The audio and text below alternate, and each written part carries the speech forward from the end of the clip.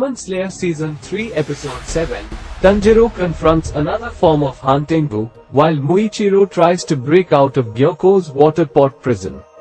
Tanjiro goes for Hantengu's neck, but the tiny demon resists the attack until Nezuko's blood-given powers run out and Tanjiro fails to push the sword further. Meanwhile, he feels an extremely ominous presence behind him, who he knows isn't any of the demons he's just defeated. It's a new Hantengu clone, but this one is the embodiment of hatred, who came into existence when anger sucked in the other three demons inside him. Being a combination of 4 of Hantengu's clones, this one's a real problem.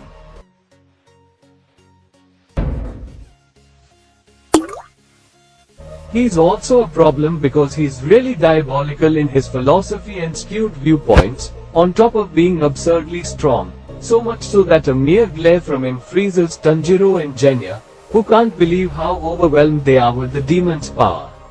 The demon uses wooden snakes and also locks up tiny Hantengu inside a wooden case while yapping on about how Tanjiro and his like are cruel and prey on the weak. Tanjiro can't stand this annoying hypocrisy and finally talks, calling the demon cruel and an evil demon who will be beheaded by him, prompting the villain to attack. Meanwhile, Muichiro continues to lose oxygen while submerged inside Gyoko's water vase, absent-minded and aloof. Gyoko decides to take a look inside the workshop and finds Haganazuka working on a sword with a lot of focus. When his words fail to distract the swordsmith, Gyoko uses his attack, slashing away at Haganazuka, who remains unfazed and his attention to the craft undivided.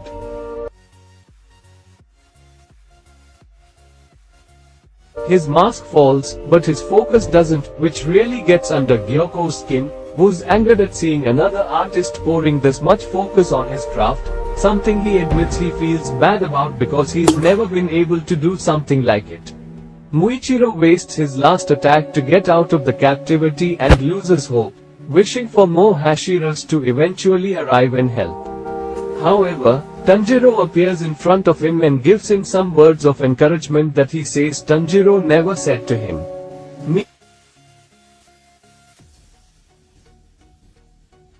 Meanwhile, Kotetsu arrives and tries with his knife to free Muichiro, only to get attacked severely by one of Gyoko's unholy creations.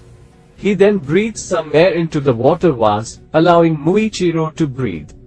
Before this, Hashira realizes that Tanjiro's words just now came from his father's mouth in the past. He uses a powerful technique and finally breaks out of his prison. Shortly thereafter, Demon Slayer Season 3 Episode 7 ends on 2 cliffhangers. Demon Slayer Season 3 Episode 7 gives the audience a look at a maskless Haganazuka, and it seems that the fan edits on social media would be all the rage soon.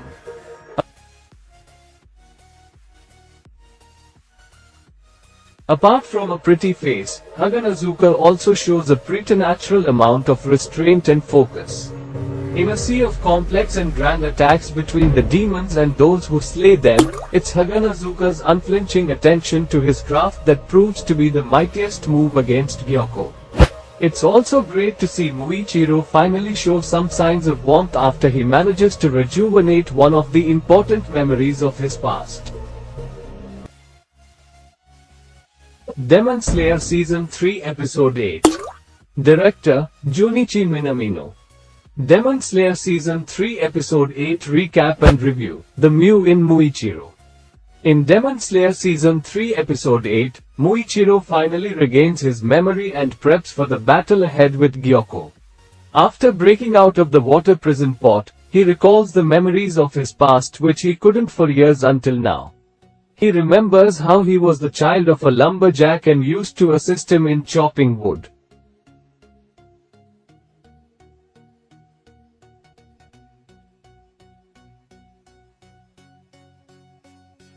When his mother's illness became all too severe one stormy night, his father ventured out to collect herbs, only to trip and fall off a narrow and loose ledge, dying while clutching the herbs in his hands. Meanwhile, his wife died that night too. Muichiro continued living with his twin, Yuichiro, who bears a lot of sadness and resentment for the way he got deprived of his parents, always lashing out at Muichiro for being hopelessly optimistic like their parents who always wanted to save others and put themselves aside.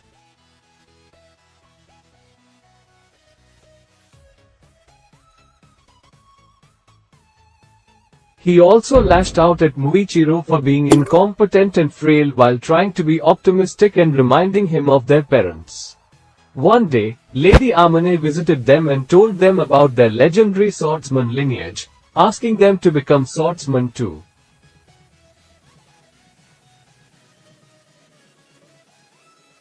Muichiro is excited to be able to help others and slash away at demons, but it only gets on Yuichiro's nerves, and he unleashes his anger on his brother for being so naive and optimistic.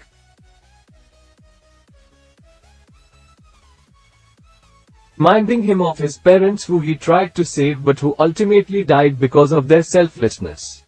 On one summer night, a demon arrives and goes to kill Muichiro, prompting Yuichiro to jump in and gets his arm slashed away.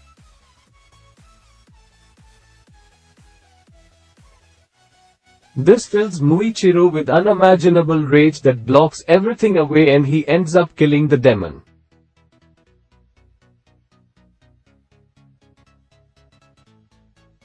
He returns to find Yuichiro muttering with his last breath a prayer to the gods to save his brother and acknowledging his kindness and other qualities. In the present day, Muichiro develops a scar on his face akin to the one Tanjiro does under dire circumstances.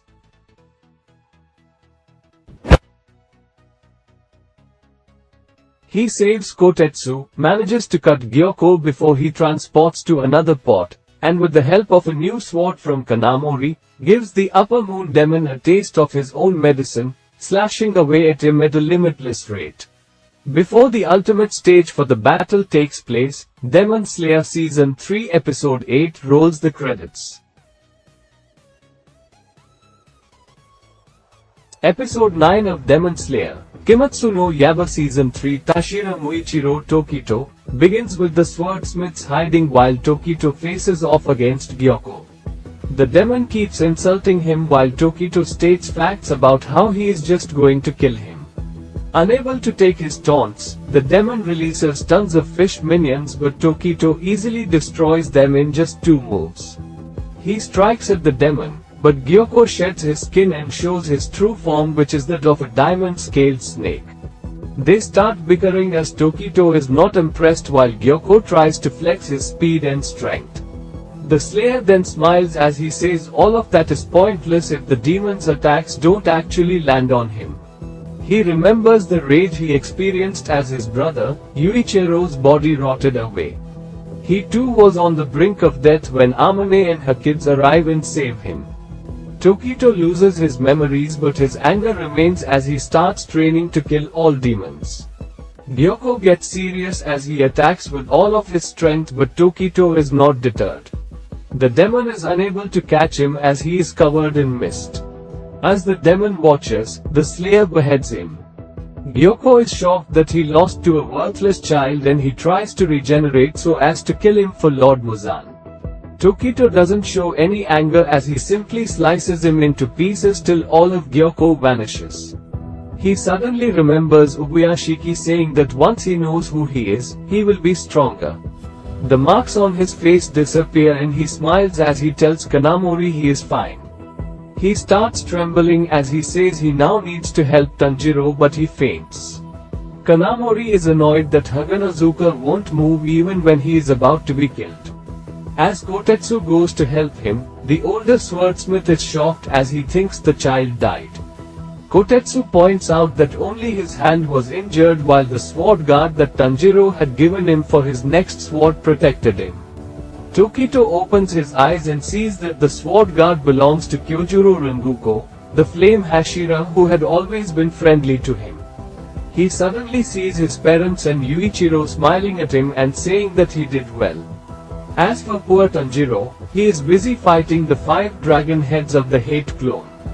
He, Nezuko and Genya do their best but are constantly on defense as the hate clone also uses the abilities of the 4 demons he has absorbed to attack them.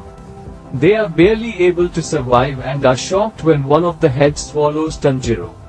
Suddenly, Mitsuri shows up, slicing the dragon's head and saving Tanjiro. He cannot hear what she is saying, but she tells him to rest as she promises to save Nezuko and Genya. He is worried, but she easily uses her whip sword to stop the demon head headed her way. In the epilogue, Zenitsu wonders about their screen time while Inosuke tries to figure out why he can't sense any demon near them. Zenitsu is resigned as he says they will then just have to finish their ongoing mission and move on to the next. Hashira Mitsuri Kanroji, Zohakuton insults the Kanroji when they finally confront each other. The love Hashira surprises the demon with her quick and free-flowing attacks, but Zohakuton eventually gains the upper hand. Tanjiro and others come to her rescue and save Mitsuri just when things could have gotten ugly. As the love Hashira finally confronts Zohakuton, he not only underestimates her but goes on to insult her as well.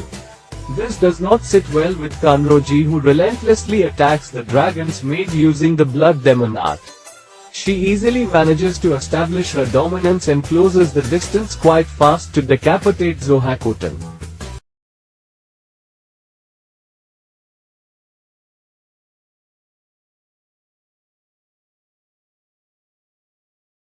Demon Slayer Kimetsu no Yaiba Season 3 Episode 11 Review Breaking Dawn. After having us believe in the previous episode that the final episode was just going to be a cut and dry killing of Upper 4, the show gave everyone a hell of a surprise with the events that went down in this episode.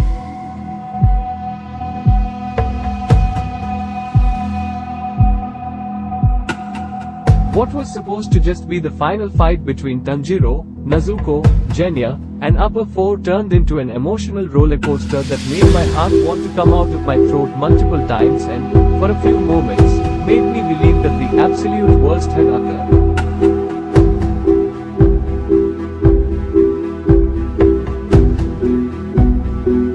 This all started with Tanjiro and Nezuko. The show began with Tanjiro finding his entire family dead and Nezuko turning into a demon. Tanjiro fought to save her life and protect her, and he is still doing this even after Nezuko learned to look after herself. There is no show without the bond that these two share, and it has long been the show's backbone. Thus, when this episode targeted that as the central conflict, it was absolutely devastating and worked phenomenally well. There was also the matter of Chekhov's sword, which Haganazuka had been guarding with his life and hadn't been come into play yet. The show used that simmering plot point very well in the finale, and its need arose in a way that was extremely natural and felt right with the tone that the show was going for.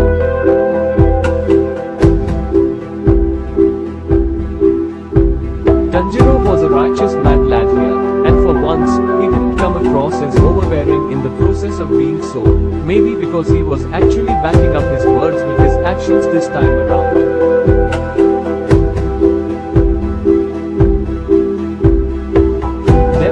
Season 3 final episode also featured two backstories of demons, which has been a point of personal displeasure for me every time they have been done in the past. The sheer length and attention paid to the smallest of demons were groan-inducing, but their usage here was much better, and I loved how it was done here.